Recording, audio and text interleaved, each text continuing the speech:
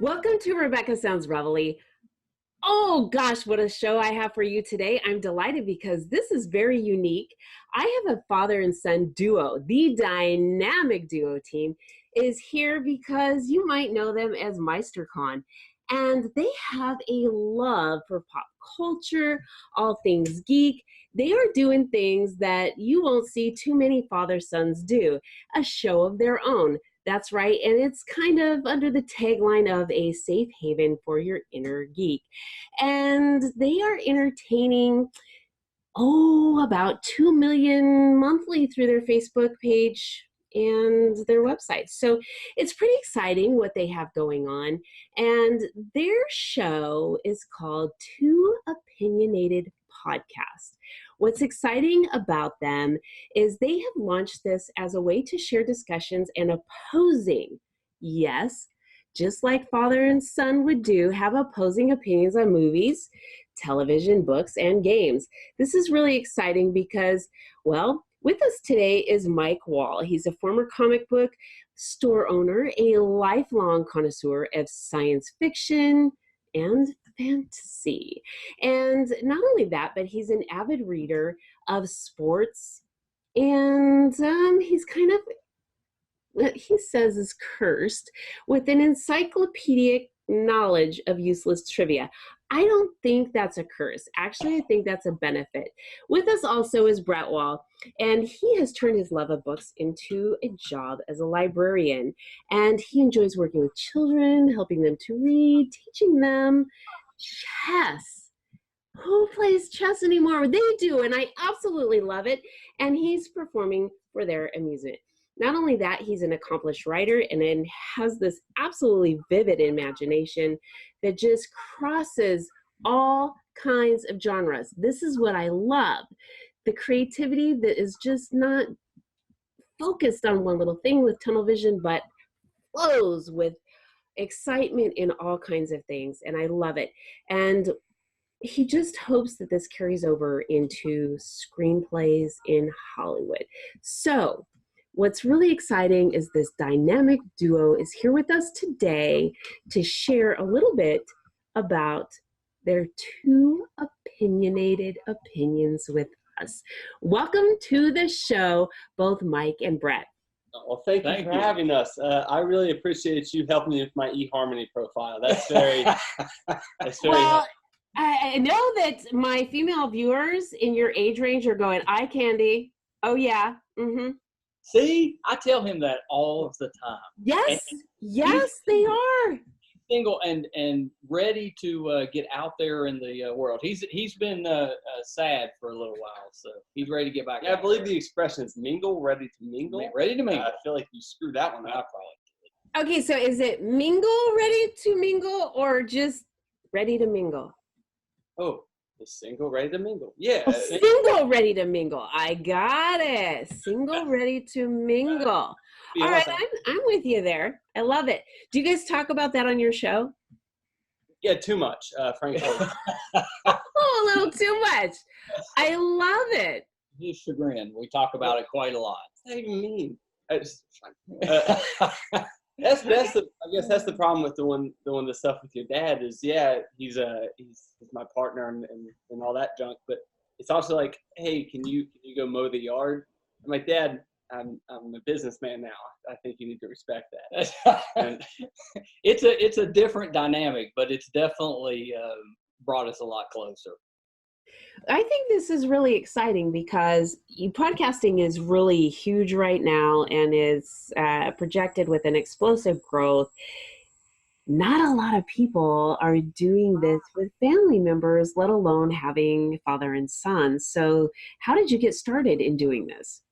Well, I don't have many friends. That's not true. Well, wait a minute. Having your parent as your best friend really is kind of a cool thing when you get older, not in your youth, because then the parental disciplinarianship kind of doesn't have as effectiveness. But as an adult, yes. Yeah, my mom really is great, and that's just love her. Seriously? Unbelievable. You're the infinite money.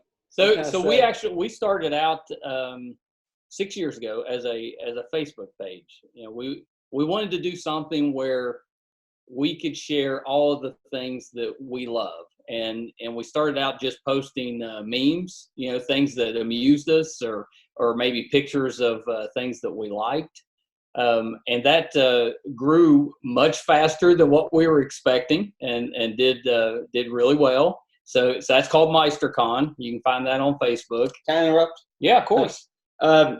You're giving me more credit. I was 13 when he started the page. I didn't do much until about what? He grew into it. I grew into it. Yeah, he grew into it. You are an excellent Facebook connoisseur. and I think you need to give yourself some credit for that. So yeah. nice. Thank you. Very proud of you. But so we went from that, and Brett has for a few years now wanted to get into podcasting and has tried a few different times, and it just didn't take. So he came to me at the end of last year and asked if we could do one together, and I thought that sounded great. Yeah, and it's been agony. Yeah, so yeah, it hasn't been great. It hasn't. It's been awful. It's been terrible. Agony.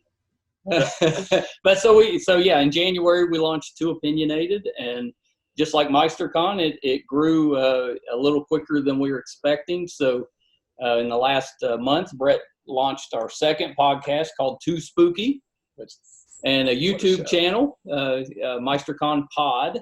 Thank you. And so we've been having a blast with it. This is really good. Now, let me ask you, Brett, now being a sophomore at WVU, let me ask you, how do you find time for all of this? I don't. I'm very stressed. No, he's not. He's the most laid-back kid. The only time he stresses out is when he gets on camera or the minute before the podcast starts. That minute's awful. Yeah. That's tough. And then you're supposed to be. Yeah. It's tough, but how did I find the time? I stayed up late. Oh, yes. You can do that. You can do that at your age. At our age, doesn't work so well. No, it's not. We go to bed much sooner now. I don't feel like I can do it. No, he can do it.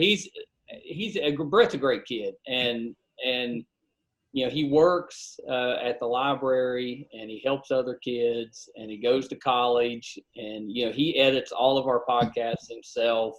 He does writing on his own. He works on novels and screenplays, and he stays really busy and still finds time to mow the grass. Well, money's money. Monday's mow day? Well, money's money is I need that $20. Yeah. So $20. That's it. Well, I figure if he's going to mow, I'll help him a little bit, and he can help me a little bit. She said that's it. He gets a cheaper rate than. I see. Well, how is it like postage stamp size that you mow, or is this like gargantua size? Gargantuan. It takes you about 45 minutes? Yeah, about 45 minutes. Okay, so are you riding or are you pushing? Pushing, but it's flat. You gotta do that because you gotta keep them muscles up for all your eye candy. But I forgot that. He spends a lot of time at the gym. He rides his bike quite a bit. I mean, he's fairly athletic. I mean, he's a busy kid. I feel like he is for 19 years old. It's really good.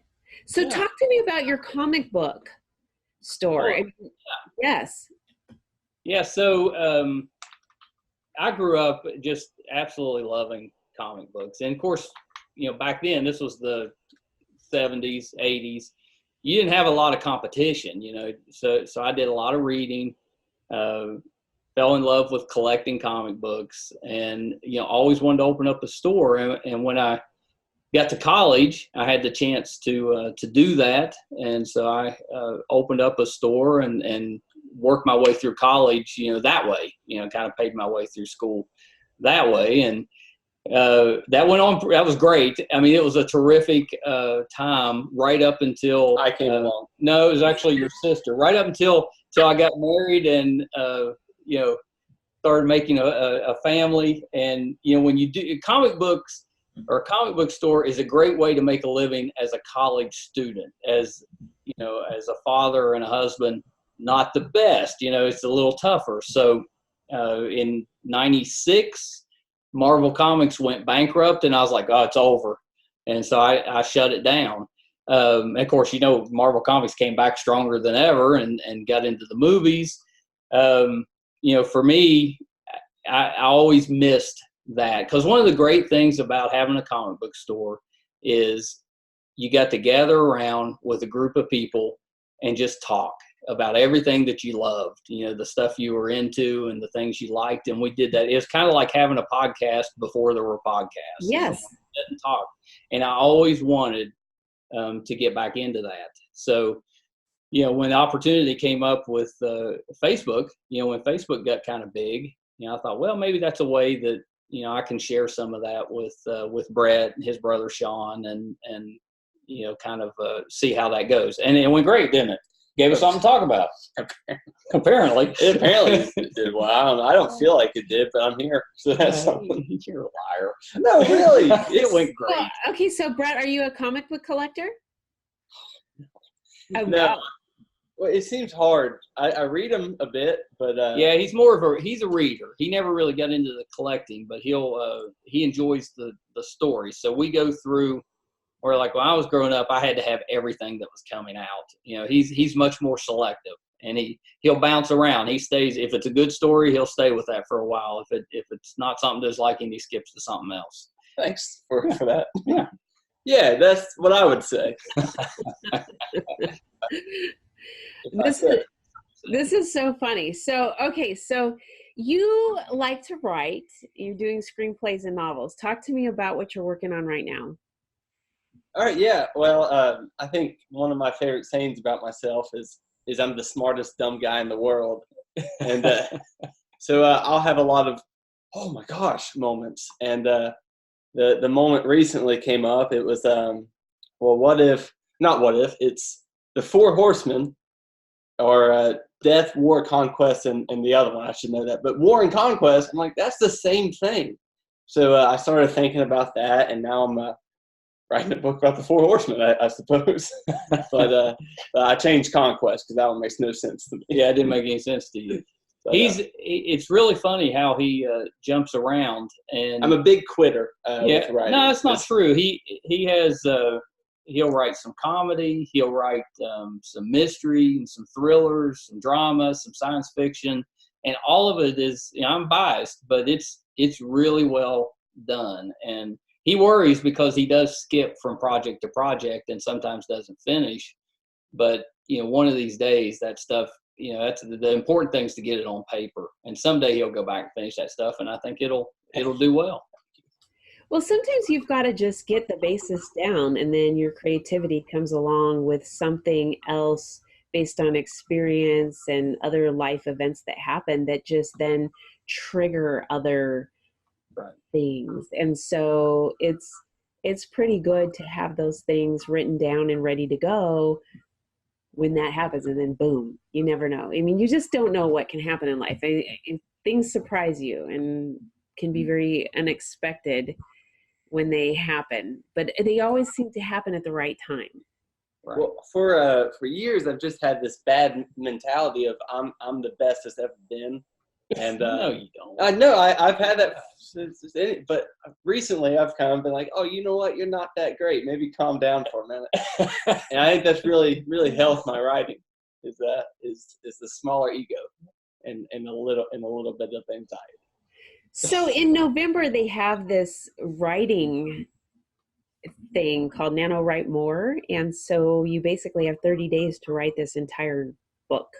So it's sort of an incentive you might want to check out, and it'll give you a little fuel for the fire there. That's a good idea for you. Yeah, my stomach just turned over. Because he operates under pressure. That's what his middle name is. I shut down under pressure. This is from writer to writer right here. Good to know. Saying, yeah. I've gotten started too on some things, and then I just set it aside, and life gets kind of taken in another direction, and then I go, okay, this needs to get edited so that it can get published. Mm-hmm. And then I go, wait a minute, I still have another chapter I want to add to that, but I'm not quite there with what I want to have included. So it needs to sit on the shelf a little bit before I add what I have. That is, the only problem is I'm like, oh, I'm going to shelve it.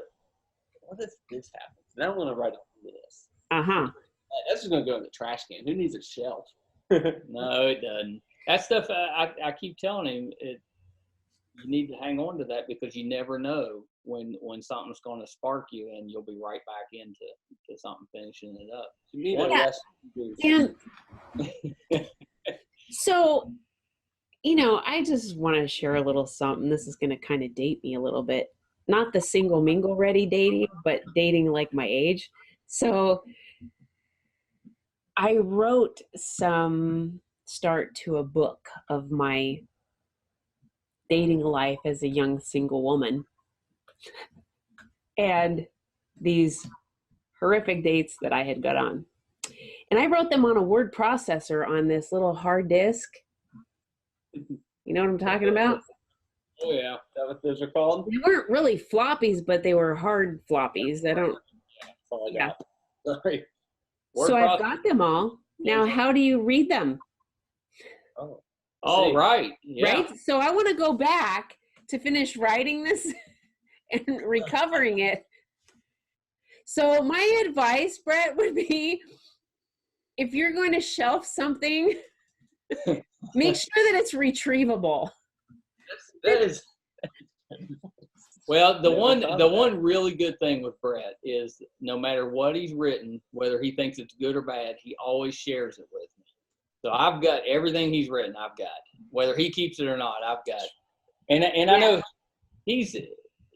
that's not always easy when you're 19. You're trying to write, and some of the stuff he's writing is more adult than others, and that's probably not easy sharing it with your dad. But he's always shared it with me, and I've always appreciated. You're that. easier than Mom. I don't. Well, your mom will correct you. Well, yeah, I don't like sending things to Mom as much because with Mom you have to have a reason for writing something. So I'm going to finish it, then maybe she'll get it. But I hate it. You're just scared. She would handle it fine. He's just scared. She has handled it fine. She's been great. But one thing he does not lack is support.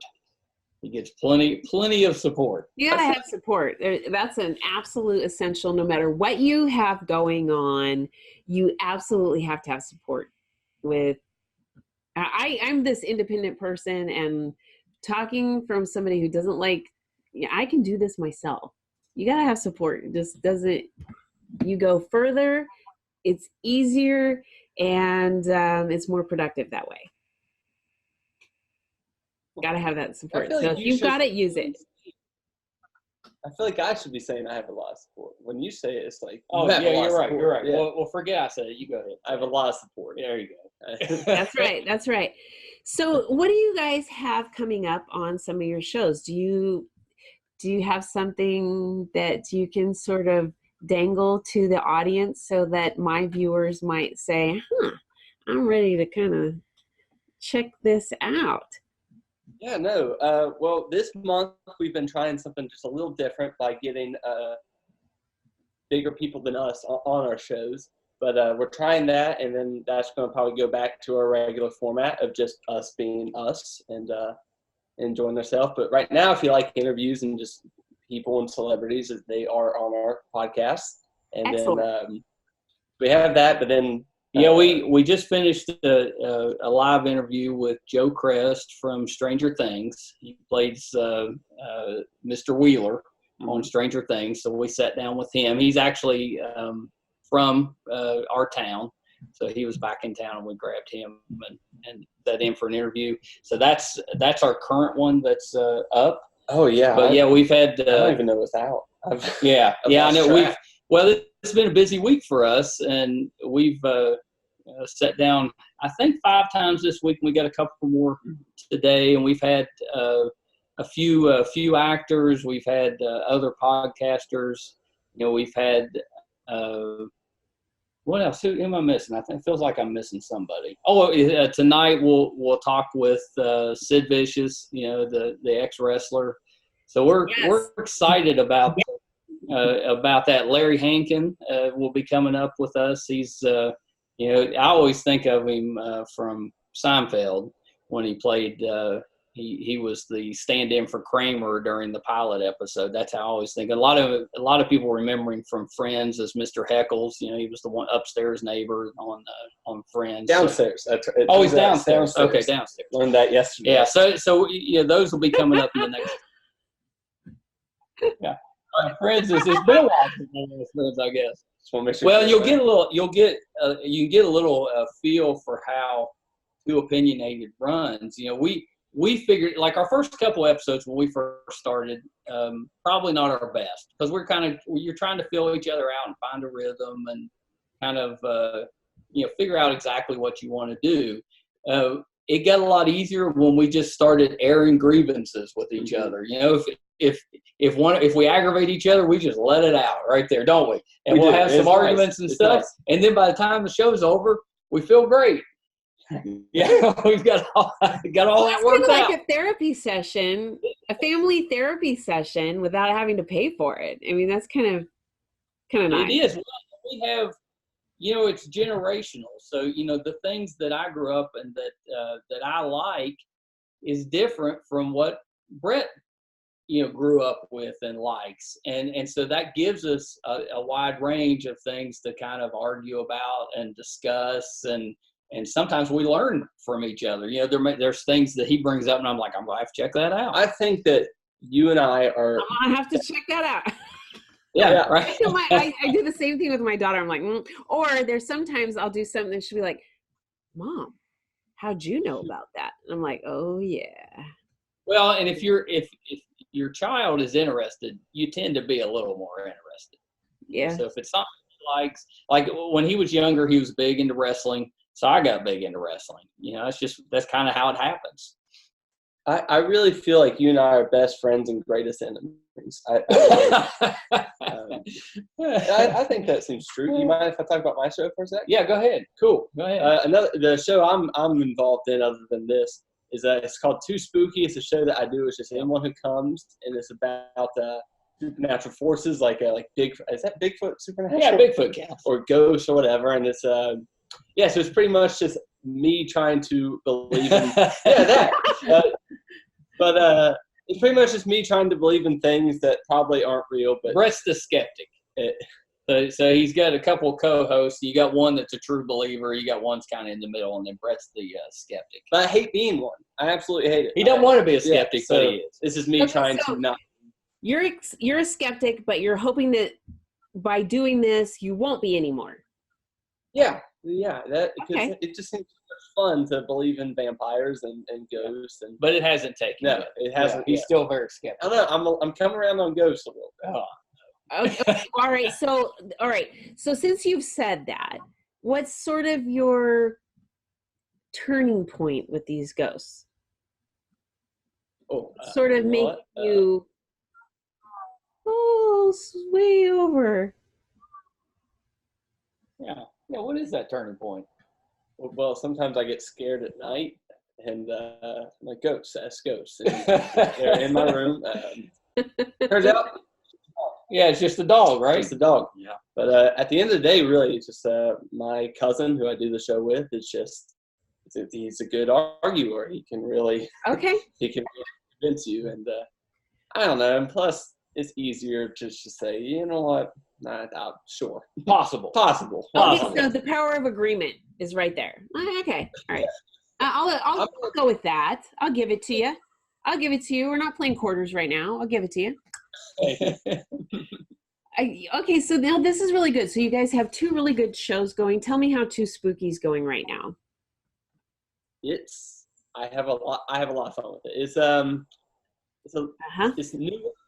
It's newer, so it's not as popular as Too Opinionated, but it's getting there. It's good, and it's a group of teenagers, or just out of their teenage years, sitting and talking. So it's very relatable, I think, to young adults, and they have good rapport, and they don't argue as much as we do, but they have really good discussions on some fun subjects, and I think that's kind of cool. I know they did one on dragons, that I thought was hilarious. Fun fact, I don't want to spoil it, but I still don't believe in those what dragons. Can I say? But that was a good one. That was fun. That was. So what, are dragons like dinosaurs? See, so I think someone did bring that up. Yeah. And yeah, all right. I think my kind of thought process and all this stuff is everything kind of comes from somewhere. Like vampires come from Vlad the Impaler and all this stuff. So I'm more the fact that a version of something was real to make it a fictitious version. So that's kind of the standpoint I take a lot. And my cousin just like, probably demons. And like, all right. That's a tough one to argue with. It is hard to argue. Actually, it is. You're right. That is a tough one to argue with. Yeah, sure. Dragons are demons. You're right. I don't know if it works with dragons. No. I was thinking more on the vampire thing. Yes, I can see that. I could totally go with that. Yeah, absolutely. So Too Spooky is really kind of cool. Are you going to do any kind of, okay, here's the cliffhanger for my audience, and that would be if you're going to do something really spooky for Halloween. Yeah, so we've been thinking about it, but there is a haunted, not insane asylum, no, kind of insane asylum somewhere here in West Virginia. And I was thinking bringing the camera up there and going through that and kind of doing it's an insane asylum or used to be a prison both. Maybe? Yeah, we have two things. So we have a prison and an insane asylum. So you could really do something with that, because with your writing ability and your desire to be a screenwriter and get into Hollywood, this could be like bigger than Blair Witch Project. Yeah, I have. I did actually write something on Moundsville, which is the haunted prison. I don't know if did you know that? I did. Yeah, you brought that up before. Yeah, I have. Yeah, and that didn't get anywhere. That was probably one of my first ones, but I was proud of that one. Brett enjoys being spooked, which is surprising because I've seen him when he's spooked, and he doesn't look at the time like he's enjoying it, but later. I just think I'm very funny when I'm spooked. And agreed. That's correct. I rake in the views, and that's just, I don't know.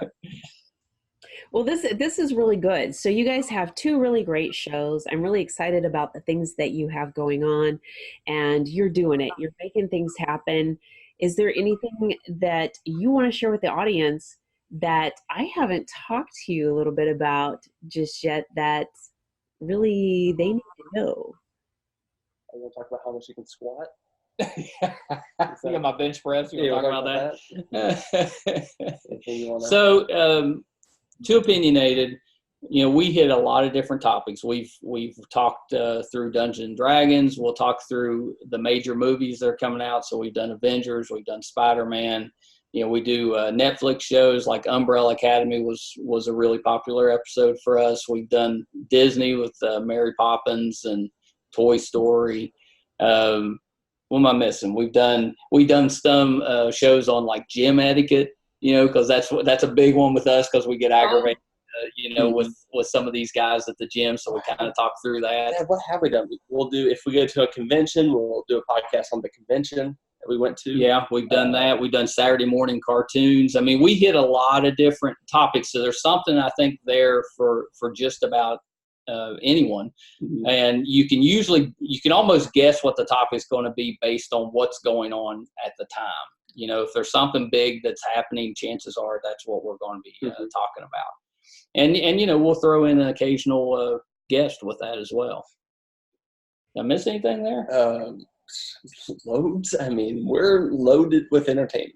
Well, and I'll tell you this: the one, and this is, I'm probably more proud of this than Brett. But when we started the Facebook page, we named it Meisterkhan, and it's really difficult to get people to come to your page with something called Meisterkhan because they don't understand what that is, or if you put something on it like Geeks Incorporated or Marvel Nerds or something like that, everybody will come and like your page. But you put Meisterkhan on and they're like, I'm not sure what's going on there. So it took a lot of work to really get that rolling. So kind of proud of that because it's a unique name, and I don't think it's one that anybody's probably ever heard before. It is.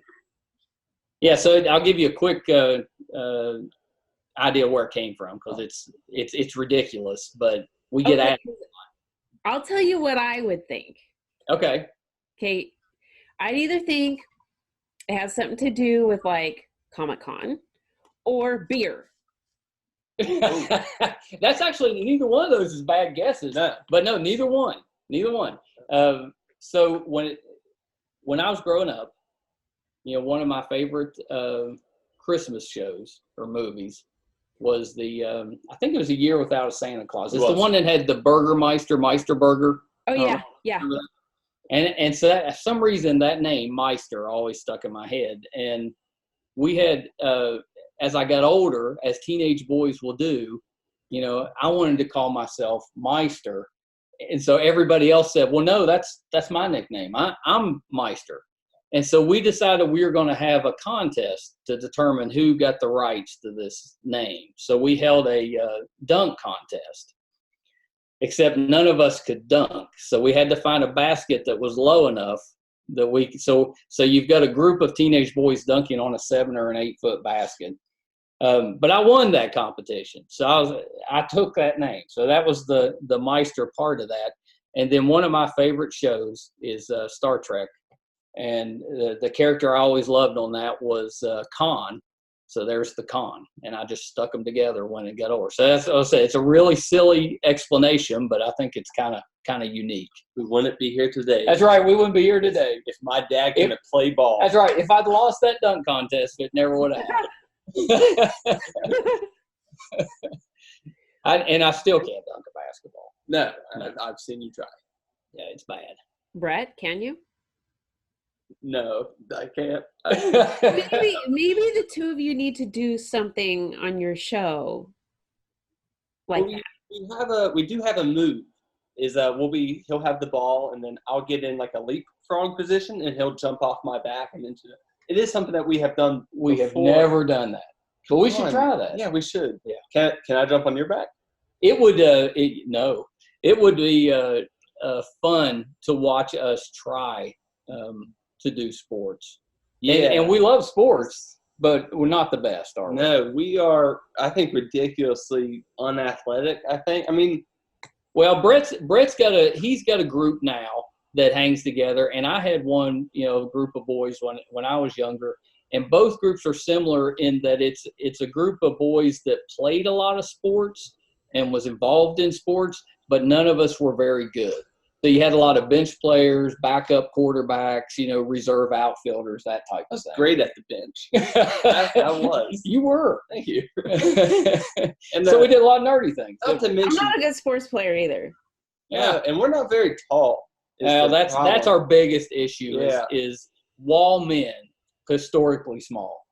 Well, wait a minute. Okay, because that doesn't usually – okay, can I say this? Because you brought it up.